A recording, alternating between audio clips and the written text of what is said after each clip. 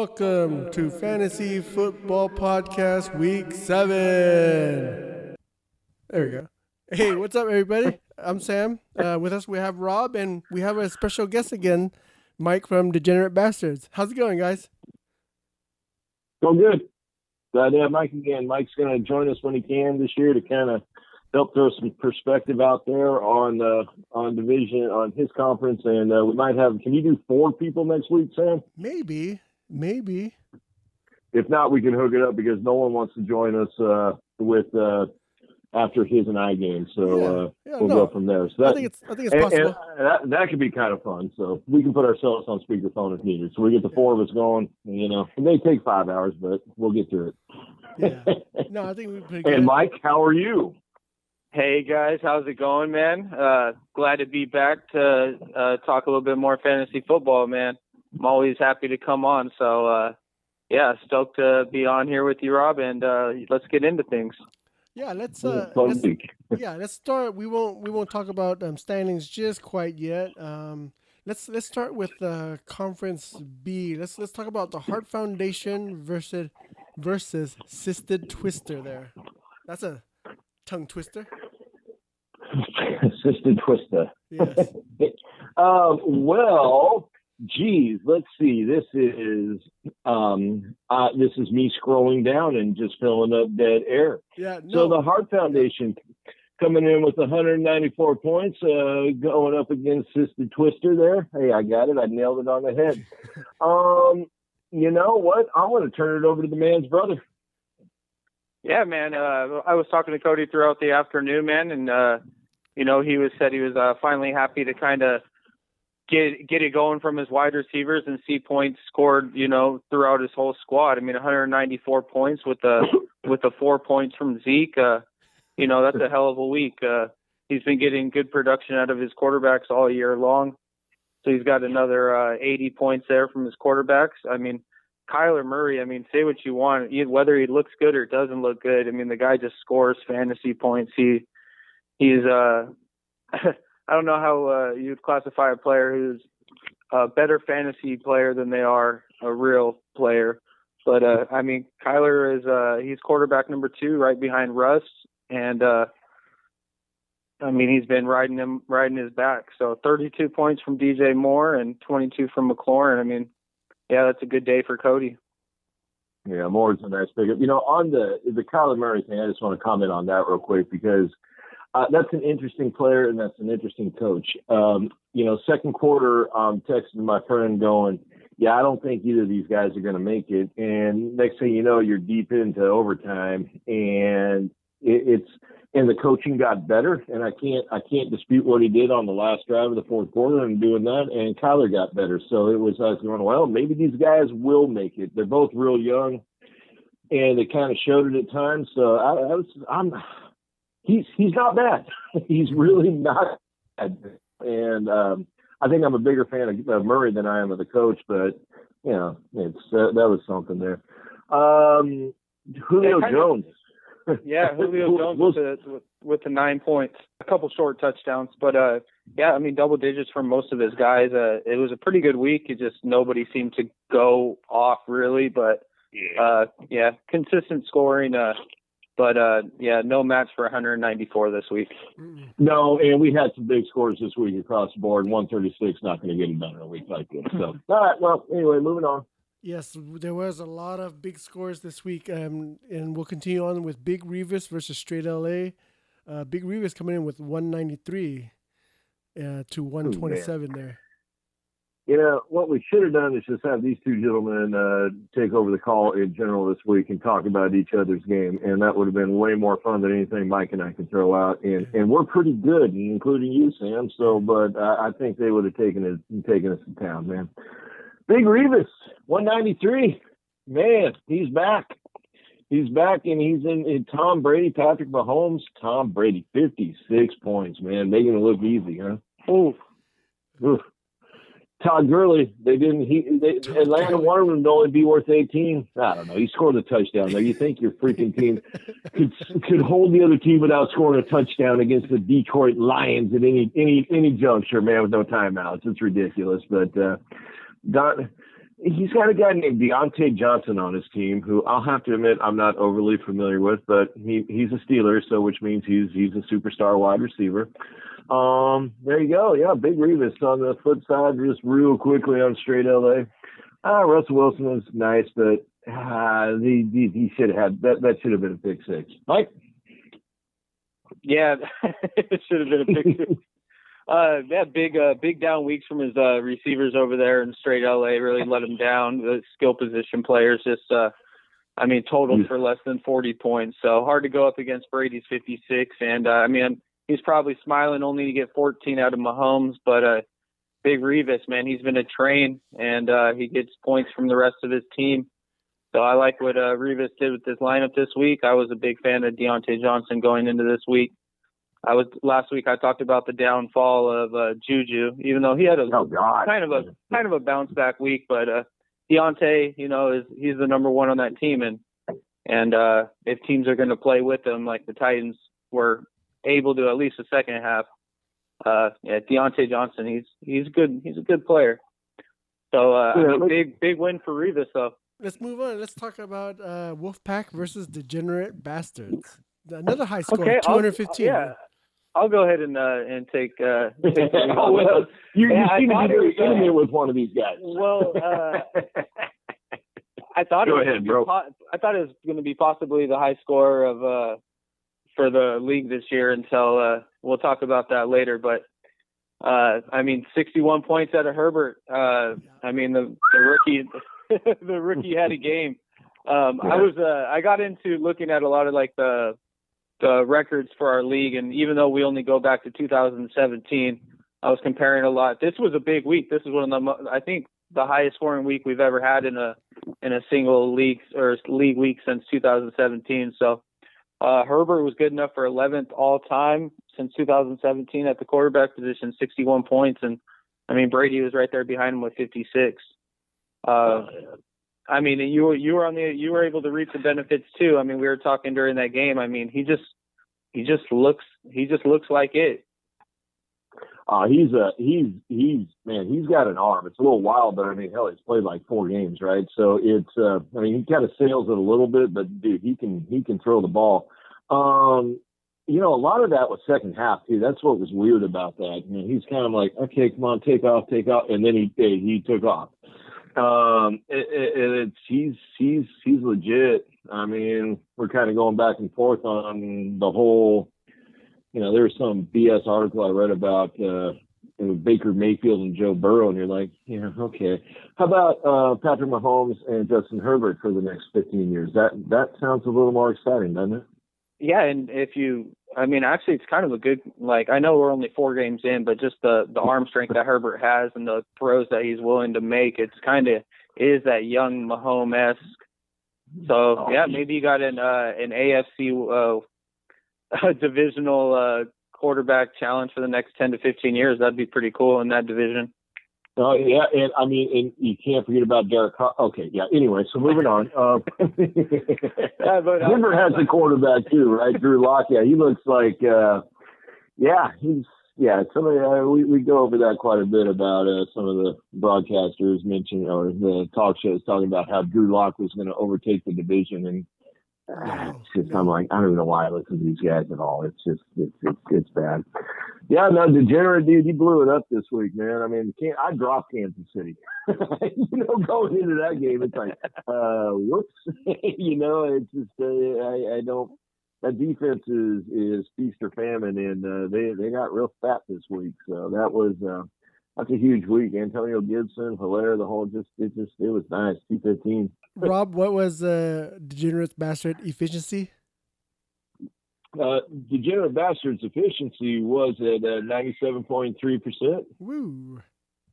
Yeah, I don't know. Where could you have done better? I guess you should have thrown the Colts out there instead of Cooper Kupp. That. What were you thinking, Mike? It would have been Robbie Gould, 2 kickers. It was your week to do 2 kickers, man. Let's go on to the next matchup: High Rollers versus Savs. 180 to 100. Another big score. 180. Yeah, man. Go ahead, Rob.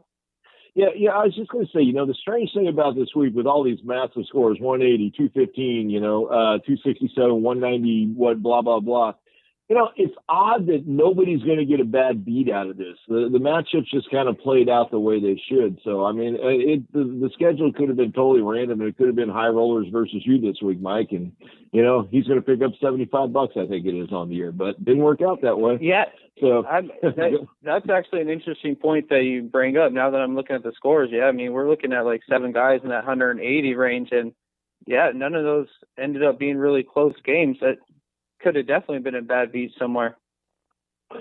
How about Devontae Adams? I mean, welcome back, Devontae Adams, huh? Gosh, man, it's got to be nice waking up halfway through the first half of the morning games and you got 60 points from your Packers. I mean, he did most of that in the first half too. They didn't need him to do much in the second. Mm. Yeah, he was, apparently High Rollers sleeps in. I, however, am up fielding fantasy questions at 7:15 a.m. on some Sundays. I'm like, I don't know. So, we had Devontae Adams, A.J. Brown. What'd you call him last year? He's, who did we assign him as? Dude, he's running down the field the other day. Oh, you called him Fat Deshaun Jackson. He's Fat Deshaun Jackson, man. Dude, he scored the other day, and I swear to God, I got pissed. I was like, God damn it, Derrick Henry ran one day. And no one's like, what the hell are you talking about? That is a true story, by the way, man. I don't know. I don't know why he's the fastest fat man I've ever seen, dude. It's oh, man, Stabs. We should say something about him. Well, Matt Ryan got into double digits, so there you go. Man, I mean, he's got 2 running backs already on IR. With Chubb and Mozart, he's going to lose Odell this week. I mean, he's just trying to pick and patter and trying to put together a lineup, man. It's starting to feel a little bit bad for him, man. This is one of the worst injuries, bugs that I think I can remember anybody having to deal with. If you think that there's one guy who's 1-3 and he's got an injury-riddled team and he's going to pack it in, you're definitely mistaken because Jaime's going to keep doing these moves until he can hopefully put together a team that can catch a run.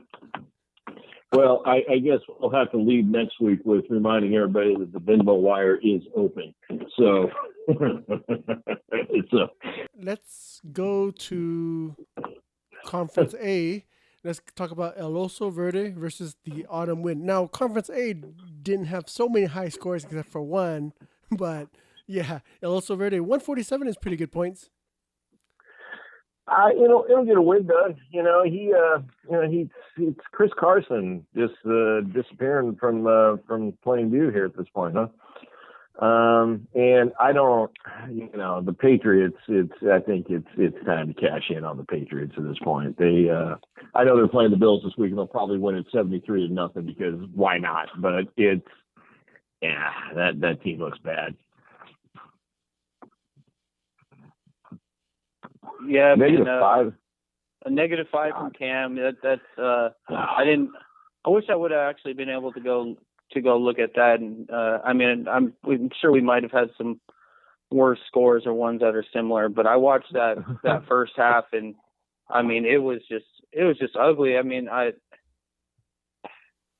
You think a Bill Belichick, you just think a Bill Belichick coach team is going to be able to get you wins, and I guess it's just not the case.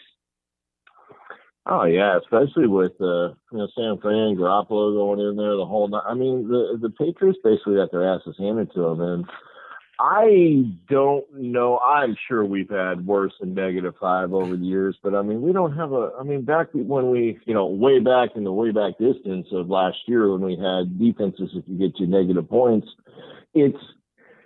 we even have a lot of defense coming in at -5. I mean, those would be games like, oh my God, they got beat like 72-0. So I mean, usually get a couple sacks to keep it close. DJ Moore, great pickup by the Autumn Wind. El Oso Verde's got a nice team. I'm playing this week. We're rolling in there. I'm sure he's going to be watching this Aaron Jones injury, with bated breath. That could get interesting. Let's go to our next matchup, Ninja Assassin versus Brady for Rent. It ended up in a tie. Okay, so So I actually watched this thing play out in real time. And Sam, you won, and then you lost, and then you won, and then you lost, and then it was like, oh, and you just needed this, and it was like actually like literally looking at yards. You know, it was insane. So for this game to end on a tie was just damn near impossible if you actually watched the game. This was your game all the way until inexplicably Seattle's defense showed up and looked like, I don't know, the Cowboys, you know. So it was, dude, it was wild. And he throws an interception late, and that brought it back into the tie after Brady Ferrent pulled ahead by a couple points. But then he got an extra, 2 points or something. It was ridiculous. It was exhausting. This is one of the most exciting 119 games I've ever actually sat there and witnessed, because we were kind of like going, dude, can poor Patrick follow in his dad's footsteps and actually go like 0-8, 0-9 to start the season? You know, we were actually thinking for a minute there that this could be the perfect imperfect season. He was flirting with 0-5. Mike, don't spend too much time on this game. What was the tiebreaker? What was the yardage for the tiebreaker? 47-yard touchdown by Russell Wilson, and nothing. There were no other touchdowns to be found. There's like 2. It was like a 6-yard here and an 8-yard there. You know, it was ugly. All right. Well, all I'm going to say is play your 2 quarterbacks. You win the game. Yeah. Well, wow. That kind of summed it up even better. Yeah. God, what did he go with instead of 2 quarterbacks there? He went with a 3rd running back. Oh, yeah. I mean, but surely you can always find somebody better than Robbie Anderson to play, right? Josh Jacobs. So anyway, moving on. Let's talk about the bag or the bat versus Kells, 157 to 110. Yeah.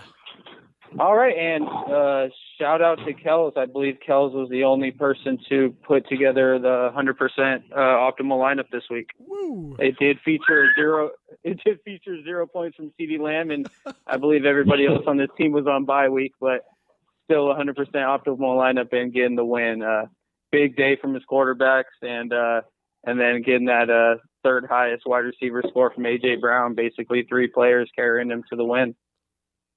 Mike, I think you're selling him short a little bit. He was, genius move did not start Deion Lewis. He was worth -1. He did not start Deion Lewis.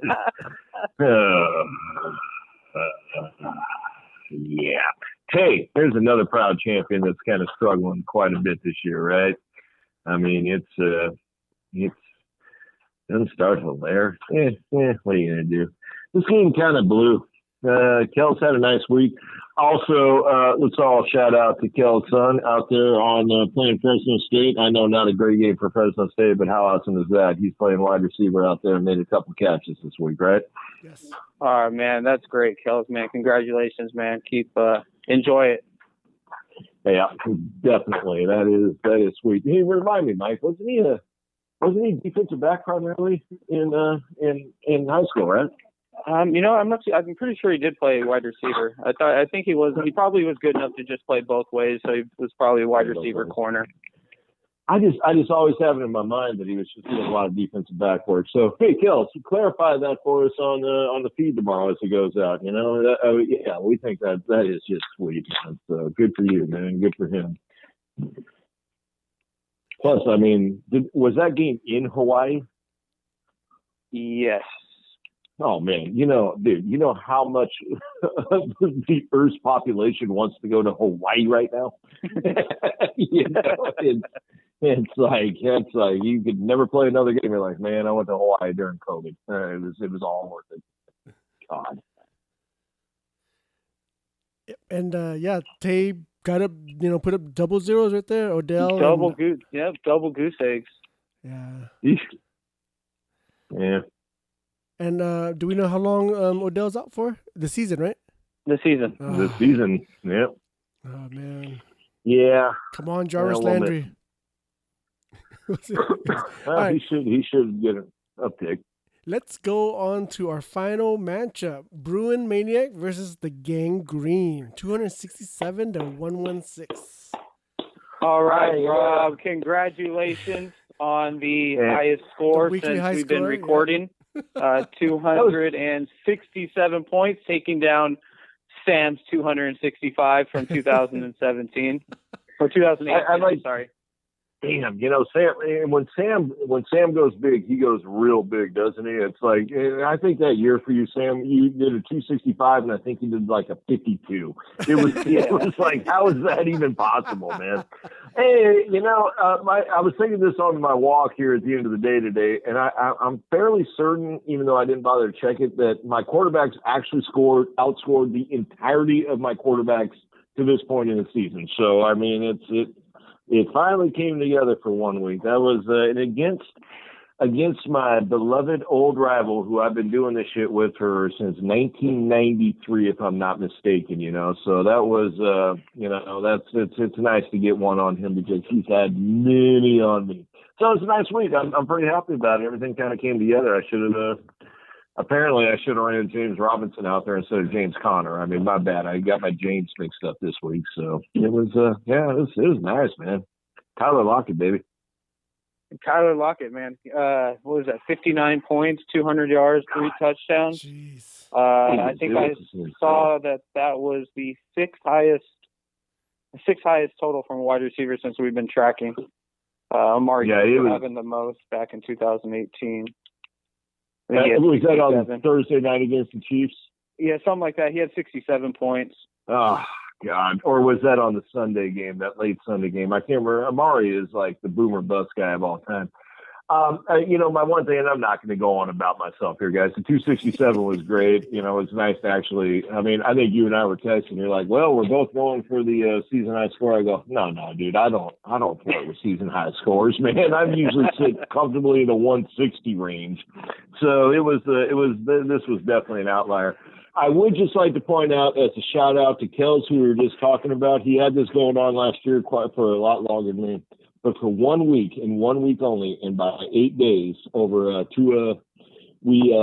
had the oldest and the youngest starting quarterbacks in the NFL. We're very proud of that. So it's kind of cool. Also, we got the not only the high score, we got the large margin. I know that's kind of now. I think that's gonna stand. The high score I don't know about, man. 267, but 151's big, bro. that's a big one. So even that was 267, nice. Which is the highest in the last 4 years, and then you got your largest margin is the second all time, really? Behind Sam again. Sam over Golden State, 265 to 109 in 2018.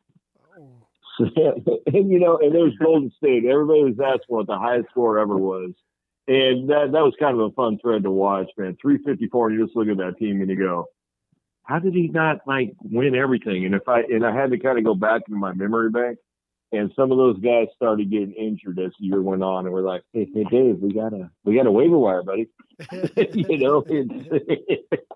354 will never be touched, so it's good to hear his name come up both. But yeah, that was a sweet week. It's I'm not going to complain. So we'll take him on the every couple decades, man. Yep. Well, that's our podcast for the week. Mike, thanks again for joining us. Rob, thank you again. So it's always great to have co-hosts on here. Get different point of views and stuff. So thanks for joining us. Oh yeah, man, I enjoy it. So thanks for having me on again, guys. Oh yeah, no, definitely, Mike. Hopefully, you enjoy next week. Because I'm gonna step back next week a little bit. As much as I can. I'm gonna let some of our young guys go at it. Even though you're creeping up there in the years now. So. Yeah, and we'll get together and we'll talk. I did start my new job this week up at Chansey, so. I'm not too sure what my work schedule is going to be like this next week, so it might be the father and son showdown, and if that's the case, man, I'll be excited to tune in. Well, either way, let me know next time you join. I'm sure we can. You never have too much problem getting the greens to run their mouth. So, hey, thank you, everybody. We move into the backside of the season. We get you on there again, my friend. All right, good luck to you, Mike. All right. Good luck, Rob. Have a good one, Sam. Thanks, everybody. Mhm. Thanks, everybody. Mhm. Thanks, everybody.